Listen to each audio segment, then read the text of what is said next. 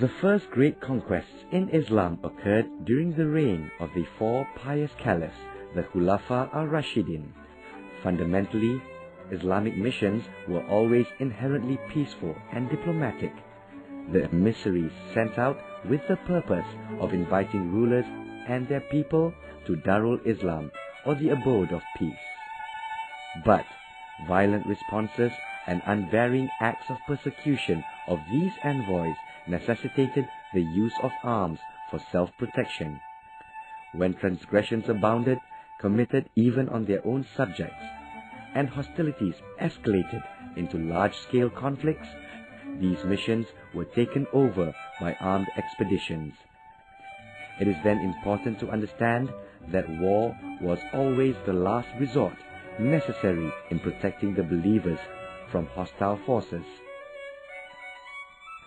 God forbids you not, with regards to those who fight you, not for your faith, nor drive you out of your homes, from dealing kindly and justly with them, for God loveth those who are just.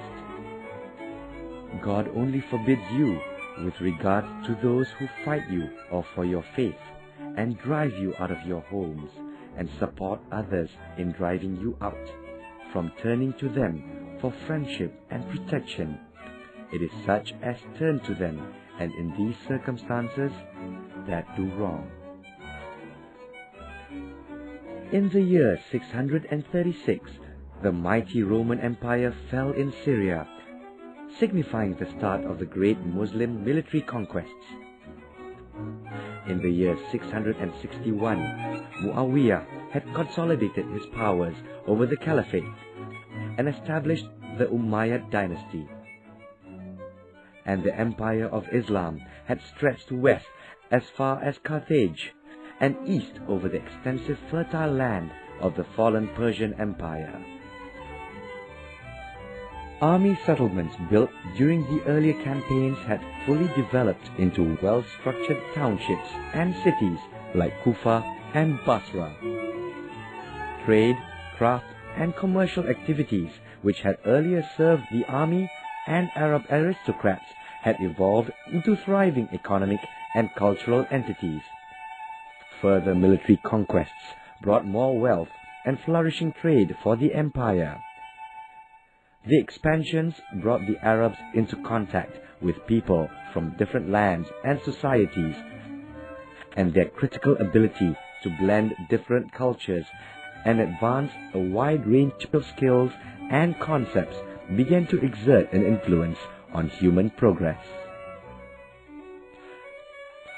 As acknowledged by the prominent writer R. Arnaldes, we may conclude that the Arabs did more than transmit knowledge. They aroused and developed the taste for it. They used the critical faculties and began to test Greek concepts against experience.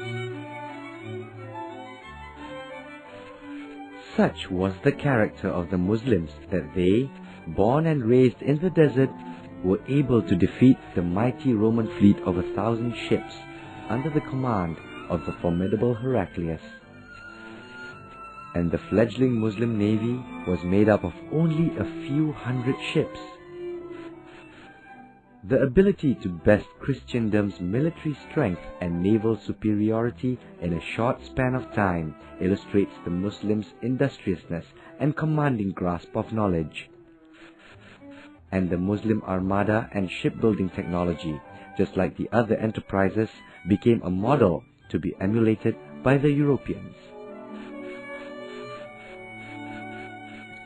The rise of Islam has brought liberation, economic prosperity, and the widespread quest for knowledge to the world, old and new.